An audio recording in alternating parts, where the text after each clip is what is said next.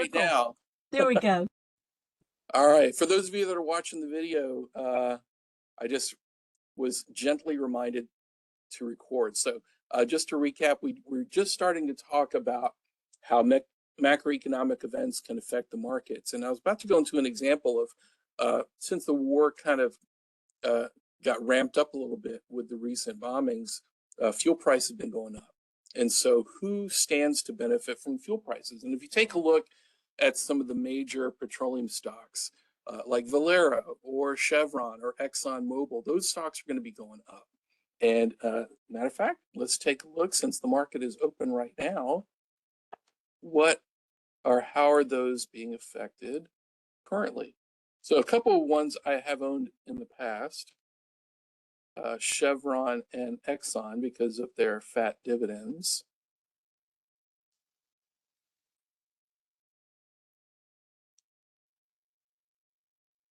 Chevron, okay, down a little bit today. It definitely was up yesterday when there was some of the recent retaliatory bombings. Let's take a look at ExxonMobil. Okay, usually a lot in the same sector kind of move in tandem or in sympathy with each other. So petroleum stocks are down. If you have a thesis that their profits can go up due to the conflict, down days like this might be a good opportunity to get in as an entry point if you're thinking of buying. So if nothing has fundamentally changed about why you still find these stocks attractive, then a down day is a good way to get in at a better price. So I think one thing I've noticed since February is that the market seems to rotate every week in and out of certain sectors, and very swiftly. Last week, the market rotated a lot out of the chip sector stocks and into energy or into financials or into industrials. Now, everyone's rotating back into chip stocks, and probably all the chip stocks are probably up today. Let's take a look at Micron Technology. So oil had its day yesterday, so Micron's up $70 a share today. Or Western Digital, it's probably up today. So taking a look again at how economic indicators can affect markets kind of gives you an idea of which direction you want to pivot in certain trades or certain stocks. Another indicator that came out just this morning was jobless claims. Jobless claims actually was a little less than forecasted. So that seems to be a positive piece of news. So the economy may not seem as bad as it is, although joblessness or unemployment still seems to be weakening, but there seems to be a floor where it's still strong enough. So markets seem to like that. Markets seem to like a market that's resilient, even though a lot of it still seems inflationary and recessionary. Yesterday, Federal Reserve just came out with its meeting minutes of their committees. So one of the reasons why this is a catalyst to move markets and why markets had been down over the last few days is that there's a sentiment that the Federal Reserve is probably going to raise interest rates again to combat inflation, because inflation is still pretty darn stubborn. Inflation, even though it's still above 3%, it's still above what the Federal Reserve wants as its goal rate. Federal Reserve has a dual mandate. They want stable employment and they want stable prices. So if employment seems to be all right, or at least not getting worse, then they need to combat inflation. One of the biggest tools they got to combat inflation is to raise interest rates. But then that makes things expensive. It makes the cost of doing business expensive. It makes the cost of getting financing to buy capital goods expensive. And when companies have to pay more interest to buy things, then that cuts into profits, and cuts in profits sometimes can depress stock prices. And so the markets don't necessarily like when interest rates go up. So that's a catalyst. All right, so that's kind of like what's been going on overall with the broad picture of catalysts that can affect the market. And again, I encourage you to make yourself a little more market aware of what all these things that can affect the market each day, and which can affect your investments each day. So today, and we haven't actually done this one in a few months, but this is still based on the last meeting we had.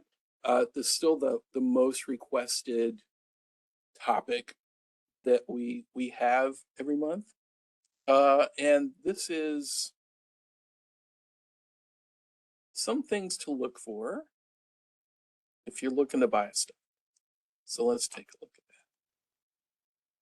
that, and make sure our text is out of the way and our windows are out of the way. And again, you can take a look and do your homework pretty much for free, because a lot of free finance sites like Yahoo Finance is very user friendly. There's CNBC, there's Market Watch. There you can get the information without having to pay for it. If you have brokerage firms that you use, whether it's the apps like Robinhood or Webull actually has a lot of tools. Schwab. I mean, I have 4 different accounts that I use depending on what I want to do. You can actually look at a lot of these metrics on your own. I'm going to show you some examples of how we could find some of this. But let's start with one of the most important metrics to look for when you're shopping around for an individual stock you think you want to buy, and that's liquidity. And from one of the best traders I ever met, who founded Tasty Trade, and also who him and his engineers came up with the Thinkorswim platform that Schwab does. One of his biggest rules is liquidity. So one of the most important metrics to look for, and this is both when you're buying stocks or trading options like I do, you want to look for a lot of shares being bought and sold every single day. And the reason why is because the more liquid a stock is, the better the chance you're going to get a fair price for the stock. You want to have the difference between what people are wanting to buy a stock for and what people are willing to sell a stock for pretty narrow. So you know you're getting a pretty fair price. And this is why it's challenging. Like when I talk to students all the time, or even adults, very intelligent adults with advanced degrees, telling me, well, what about this hot marijuana penny stock? Which again was actually something I experienced talking to someone with a PhD about it. And one of the biggest problems about how hard it is to get a fair price on these stocks that are worth less than $8 a share is liquidity, because there are not as many shares that are traded sometimes, and the difference between the buying and selling price is kind of wide. So it's going to be hard to get as fair a price for that. So as I tell students in class all the time, like you guys, because a lot of you here today are my own students, I'd rather own a quality stock that I paid $150 for one share versus 1,000 shares that are worth a few cents each, because I know it passes the SWAN test. So the SWAN test, the sleep well at night test. I know I'm not going to lose my money, overnight, waking up the next day if I'm buying quality. So how do I find liquidity? Well, if you take a look at any finance site, you can just look on a company's, just the summary page. And let's take a look at probably one of the most popular stocks for investors. Let's take a look at Apple. I was showing this to in last night's class, live class with my investing students last night. So I'm going to use the same example. So if you take a look at Apple, one of the things you want to look for to see how liquid it is take a look at volume. So on average, 54 million shares are bought and sold of Apple stock a day. That's a lot. As of right now, halfway through the trading day, there's been about 19 million shares traded of Apple. That is pretty darn liquid. You want to see at least a couple million shares traded. And one of the evidence to show how liquid it is take a look at the bid and the ask price. Look how narrow it is. Yesterday, or last night, I showed the spread, and that's what it's called, between what people are willing to pay for the stock and what people are willing to sell the stock for. Yesterday it was about 24 cents. It was really narrow. So you're getting a pretty fair price for Apple stocks. As of right now, because the market's still open, looks like it's just over $1. So it's narrow. It's widened a little bit, but it's still pretty fair. It's pretty close. In contrast, I'm going to show you the easiest contrast to compare with. Berkshire Hathaway. Those of you that know who Warren Buffett is, you know this is his stock, Berkshire Hathaway. And I'm going to show you what an illiquid stock looks like. It's also the most expensive stock. One share is $744,000. And so you see that as of right now, there have only been 38 shares that have been traded already halfway through the market day. And the range between the buying and selling prices is almost $100,000. So actually it's more than $100,000 for, oh, and actually there are no, well, it looks like the bid and the ask actually isn't even on for that. So it's so thinly traded. But I think yesterday the spread between the bid and the ask price was about $45,000 a share yesterday. So very hard to get a fair price just because it's so illiquid. So you want to take a look at liquidity, and hopefully that kind of clears that concept. Market capitalization. If you're investing, again, not trading, but investing, meaning that you intend to hold on to the stock for at least a year or more, and there's a benefit to that because of tax reasons. You want to, at least if you're investing for the first time, and that's where most of our members are, look for a capitalization or the value of the company, at least $1 billion or more. Now, Apple's exceptional because they're one of about 4 companies that are worth more than $2.5 trillion. But let's take a look at a non-sexy but pretty reliable company, Pepsi. People are still going to buy junk food, so this is a great example of companies that are probably not going to go out of business anytime soon, that sell products and services that people are going to buy regardless of what economic conditions are. And you can think of a lot of consumer products that fit that. Toilet paper, deodorant, toothpaste, in this case, junk food. All right, Pepsi's a little down today. I think they may have earnings pretty soon. Oh yeah, actually, I think their earnings were this week. So it's a weird behavioral phenomenon. Usually after earnings, stocks a lot of times drop or people are taking profits, because you can actually have companies that have record earnings, record revenues, and the stock still drops.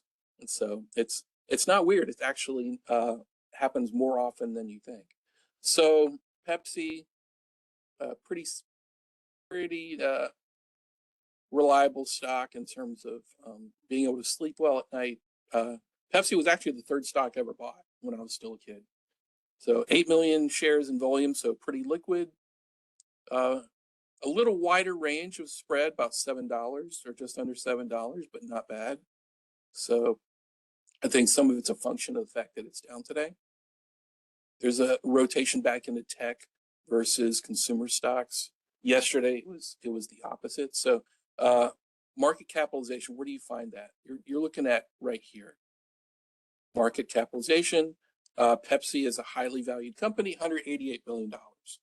So anywhere above $10 billion is a large company, and anywhere between $2 and $10 billion is a mid-sized company. I know we're talking billions, and a billion sounds like a lot, but it's actually a middle of the ground size company. And then companies that are worth less than $2 billion are considered smaller companies. Not that there's anything wrong with that. Some of the higher growth companies, maybe the sexier companies, tech companies, you start out as smaller companies. So You just got to do your homework a little bit. Just to reiterate a point I made a little earlier, price per share shouldn't matter if you're buying quality. So again, sleep well at night and buy companies that are continually going to sell products and services regardless of what the economy is doing. Vanguard, who basically was one of the pioneers of the mutual fund, one of its famous managers, Jack Bogle, basically always touted high quality stocks, balance risk and return. So if you want to earn a little higher rate of return, you have to be willing to take on a little more risk. If all you're putting your money into is money markets and CDs earning about 2 or 3%, you can't complain that you're not making that much money because you're in a low risk investment. So you got to risk a little bit. Now, my risk tolerance is probably higher than most, but I expect a higher rate of return than most people too. Take a look at the financials. We're going to dive a little bit into financials, performance of the company. Do they have increasing revenues? Revenues are harder to fake or manipulate than profits. So take a look at both. And where can you find that? Let's take a look at Pepsi. And if you go to any finance site, and if you go to a link called financials, you should be able to get their income statement and balance sheet. We're going to take a look at the income statement in particular. So Pepsi's revenue, again, pretty consistent, but rising, and rising is good over time. So last 4 years, we got 2022, 86 billion in revenue to 93 billion in revenue. So pretty decent. What about income? 8.9 billion, 8.2. Okay, so it's gone down a little bit, but it's still between 8 and 9 billion. So let's take a look at probably one of the sexier companies, but probably more volatile companies. Tesla is probably one of the most popular companies to trade in volume. So again, there's a rotation back into tech. Tesla's up. I'm actually glad it's up because I have a trading position in that right now. And if you take a look, let's see what are their financials like. One reason why I hadn't bought shares of Tesla until several years ago is because Tesla always reported a loss on their income statement, but once they started becoming profitable, then the stock became a little more attractive. But let's take a look. Revenues actually kind of up and down, which is probably why their stock has been down since their last earnings report. Profits a little up and down. 81, 96 billion, 97, or actually looking at 12 billion, 15 billion, 7 billion. So that was actually a significant cut in income from 23 to 24, and then from 24 to 25. Wow. No wonder the stock had gone down a little bit. Interesting. So again, revenues and profits. Probably my favorite way of earning cash when I'm sleeping or playing my Xbox is dividend income. Not all companies pay dividends, but for those that do, if you want to start out your new portfolio with companies that pay dividends, definitely. First stock I ever bought didn't pay a dividend, which was Microsoft, but then the second and third stocks I ever bought, General Electric and Pepsi, they did pay dividends. So when you want to take a look at dividends, where can we find them? Tesla doesn't pay a dividend. Let me go back to the summary page. You're basically buying a company like Tesla for its growth prospects. So where you would find it is here for dividend and yield. So it's blank for Tesla. But if I go back to Pepsi,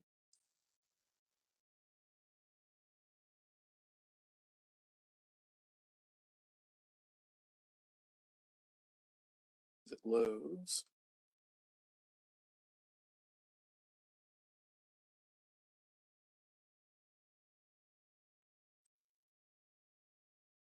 Pepsi's got a clear dividend.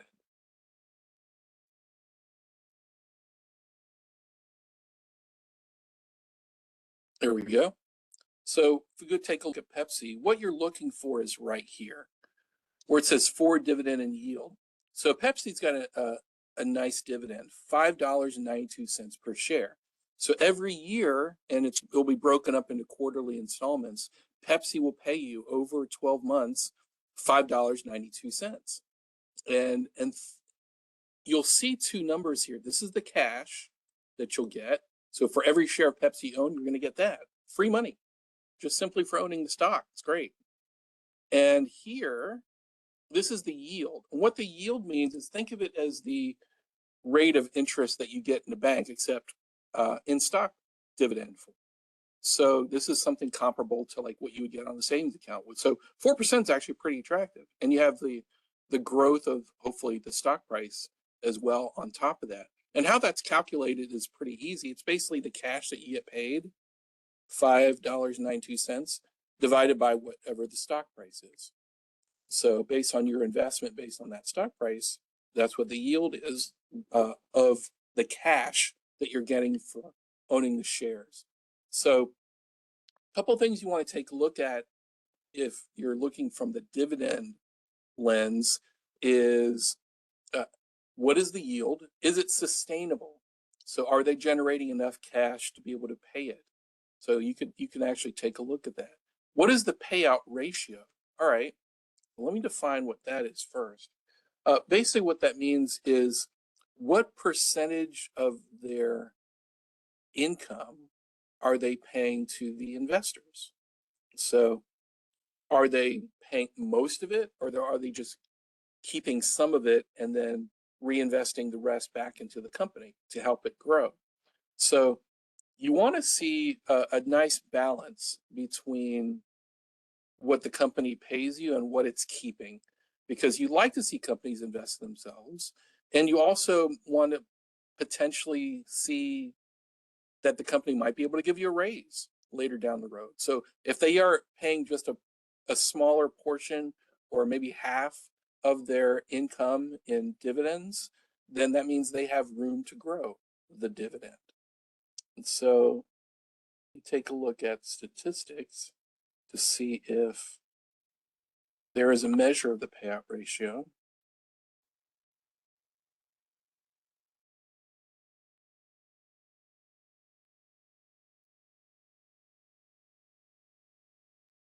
Here it goes. Payout ratio is right here under dividends. So in the corporate statistics, we see a payout ratio, and Pepsi's pretty generous. They pay 89% of their profits back to the shareholders, and that's pretty significant. That's probably why their dividends are pretty fat at 4%. So it's pretty generous. So that as a very mature company, they're not saving as much to reinvest back in the business, and they're really rewarding the shareholders by paying a good portion of their income. Now, could this be concerning? It could be, because it's so high. You wonder, can they sustain that level of payout to their investors? And two, since they're paying almost 90% of their income to the investors, there's not that much room to grow the dividend. So if you have a long time horizon and you're investing for the long term, maybe over decades, say if you're a younger investor, maybe you like to see that dividend payout ratio a little lower, because you want to see that payout grow. You want to see that raise over time. Have they increased the dividend each year? Is it stagnant or falling? Yeah, take a look at the history of the payments. Here's a couple things you could Google if you're new to investing. Look at these two terms, dividend kings and dividend aristocrats. When I give talks to student groups or groups out in the community on personal finance, I always mention these two things right here. And for starting stocks, it's hard to beat these two lists. The dividend kings are an elite list of publicly traded companies that have not only paid a dividend every year, but have increased their dividend every single year for at least 50 years straight without a break. So dividend kings basically have given raises for 50 years straight at least. And then dividend aristocrats is a little longer list of companies that have given raises in their dividends for at least 25 years straight. And in both of those lists, you're going to see very, very common names you've probably heard of, like Home Depot and Lowe's and Coke and Pepsi. So Johnson and Johnson. So companies of products that you probably buy every day are probably going to be on these lists because they are generating enough cash to be able to pay and give you a raise over time. And over time, if a company has raised their dividend each year, the effective yield you are earning, which I mentioned a little earlier, based on the price you paid for the stock, starts growing. So just from my own experience, even though Microsoft, and I'm going to pull this up just because it's the first stock I bought, just to illustrate my point on why it's valuable to buy a stock with a growing dividend if that's your strategy of investing. And that here's Microsoft. Dang, it's down today. I don't like that. Microsoft is paying a dividend of $3.64 a share. And again, fat dividend. But the reason why the yield looks so low is because the share price has gone up over several decades. So again, the yield calculation is based on this cash that you get paid divided by this stock price. So $3.60 divided by $379 a share is about a 9% yield. And you're thinking, well, shoot, that's less than what I'm getting in my savings account. But that's true. But that's a function of the stock price going up. So you're still getting income, but you're also getting share price appreciation too. So you have growth and income. So that's why I wouldn't be too concerned about this when you're investing in a dividend paying stock. But back to my point, when I bought my shares of Microsoft, when I was still in school working a little part-time night job, I took some of my paycheck and bought 10 shares of Microsoft because that's what I could afford with my part-time job on me. It didn't matter that the fact that the shares at the time were $150 a share because I knew I was buying quality. Because at the time I knew that I love Xbox and Microsoft software was ubiquitous in most PCs around the world. So they probably weren't going out of business anytime soon. Well, over multiple splits of that stock, my effective cost basis per share in Microsoft is about $8 a share. Even though I had not bought any shares of Microsoft since then, it just grew over time. So as the dividend increased every year, if you take this $3.64, and I'll just use the old computer calculator.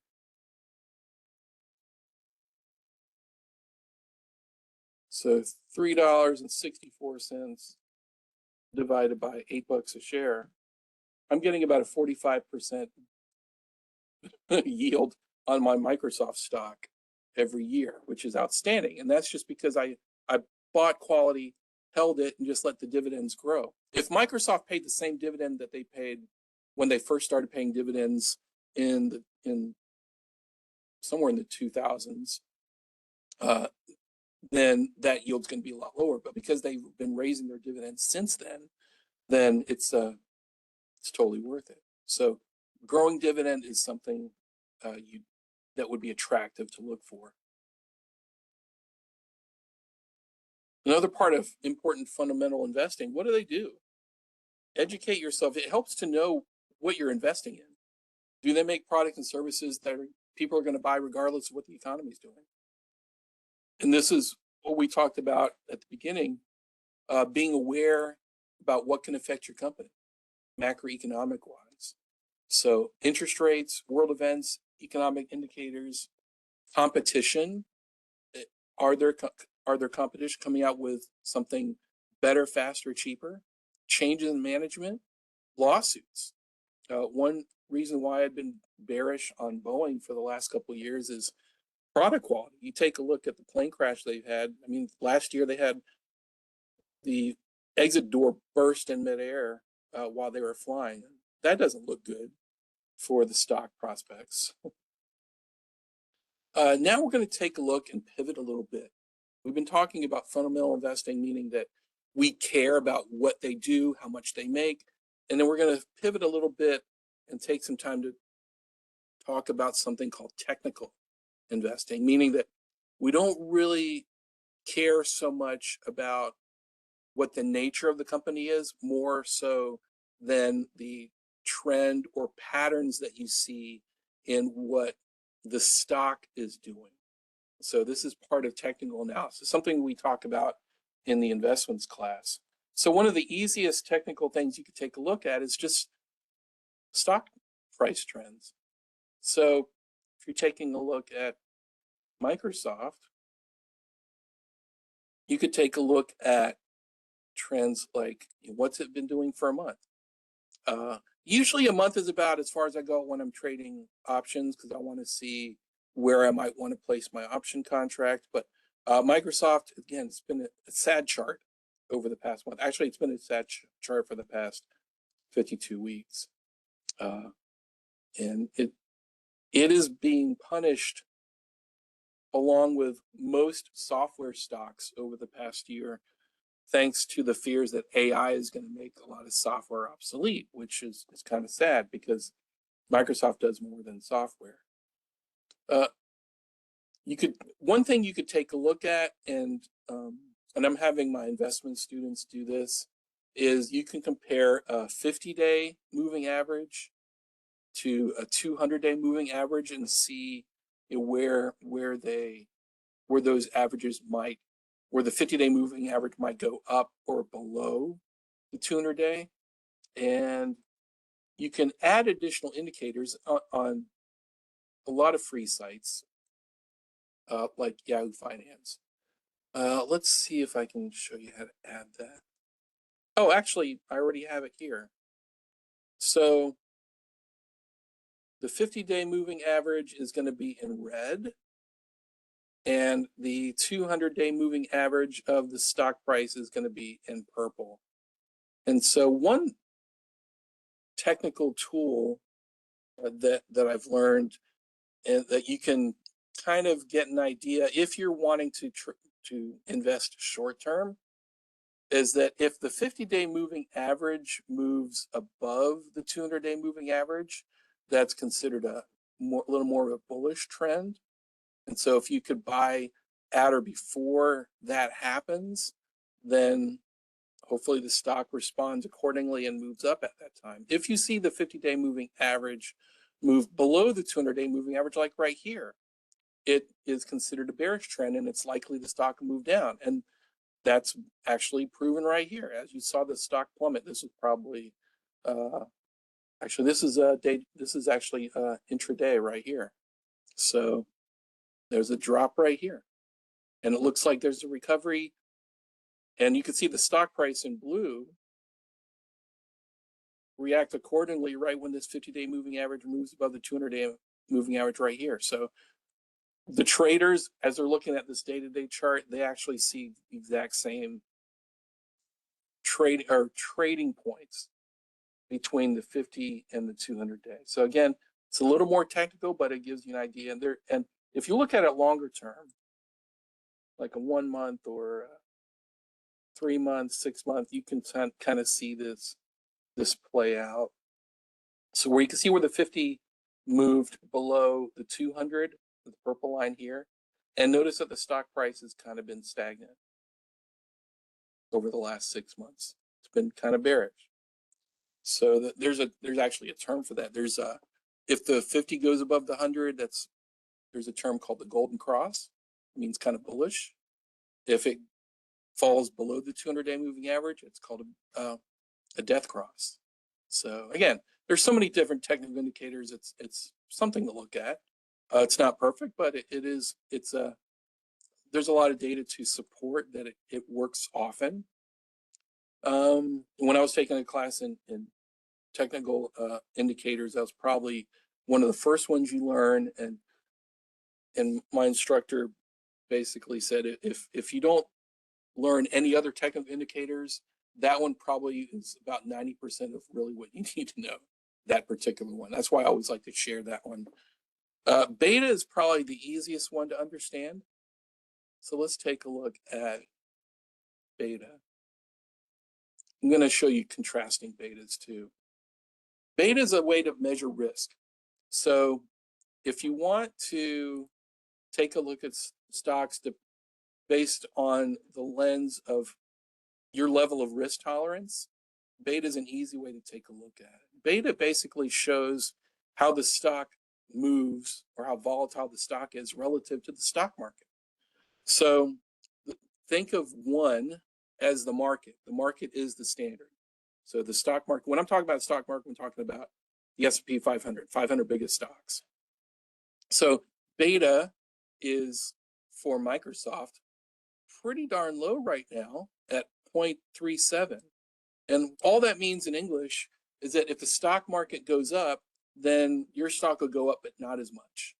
And if the stock market goes down, then your stock will go down, but not as much. So Microsoft's not as volatile as the market. If a stock has a beta of exactly 1, then that stock will move in the same magnitude and in the same direction as the market, up or down. If a stock has a negative beta, and there are stocks and ETFs that do, they just move in the opposite direction. Nothing wrong with that. I've traded several negative beta equities before, especially if the stock market is tanking. So if something has a negative beta, then if the market goes up, then that stock will go down. If the market goes down, then that stock will go up. And the degree is going to be if the beta is greater than 1 or less than 1. Again, going back to Tesla, I would imagine Tesla's a lot more volatile.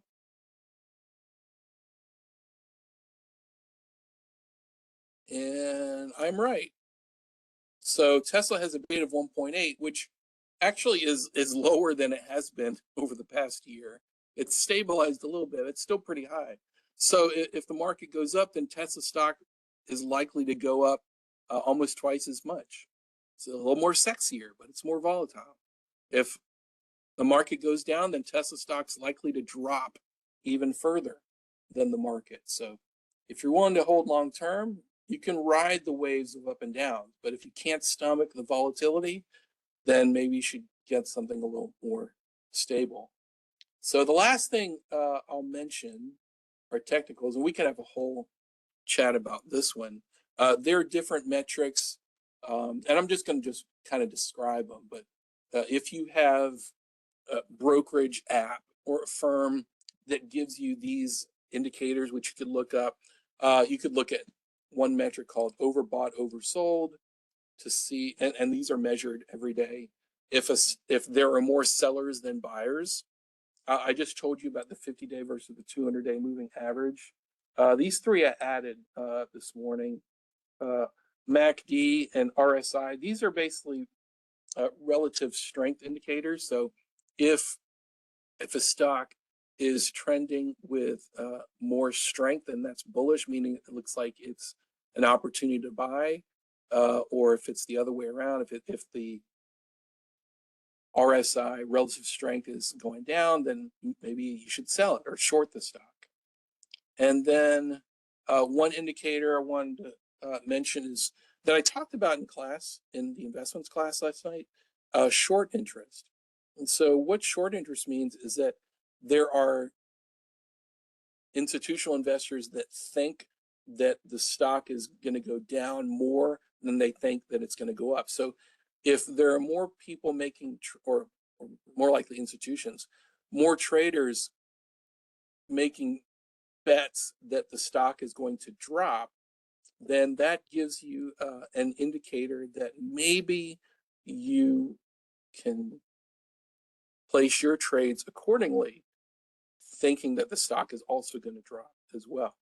So again, you're following the herd, but sometimes the herd has a reason to be short on a particular stock. They're not always right, though. If you take a look in around 2020, 2021, when the meme stocks first came about and businesses were closing, they couldn't open their doors because people weren't allowed to go out. They couldn't go to the movies. They couldn't go to take cruise lines. They couldn't fly during COVID. So there was no way they could make money. And yet, people still bid GameStop's stock up despite that. Despite all the smart money betting that the stock could fail because no one was allowed to go to malls.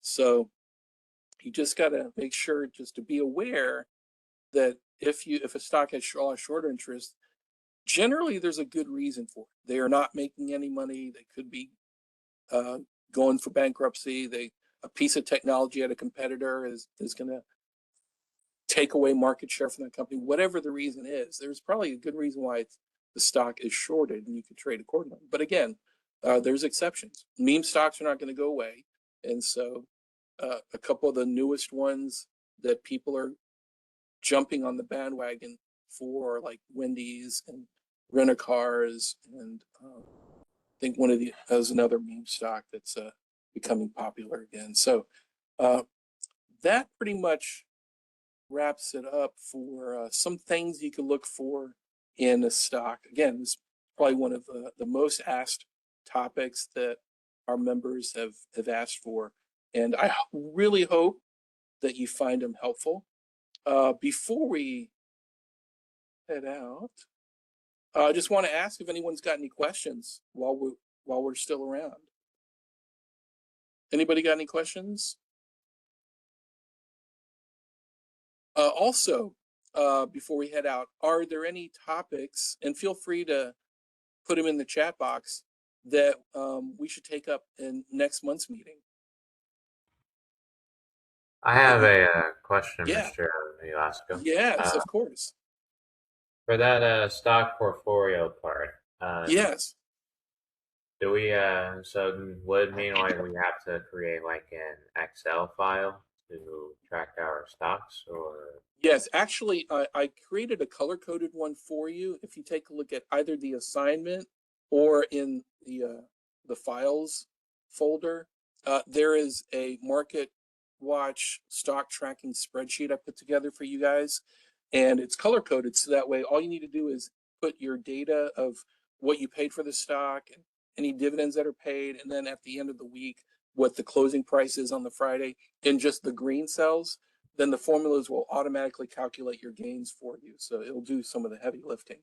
So if you download the spreadsheet, you'll see what I'm talking about with the. I try to make it color coded to make it a little more user friendly for you.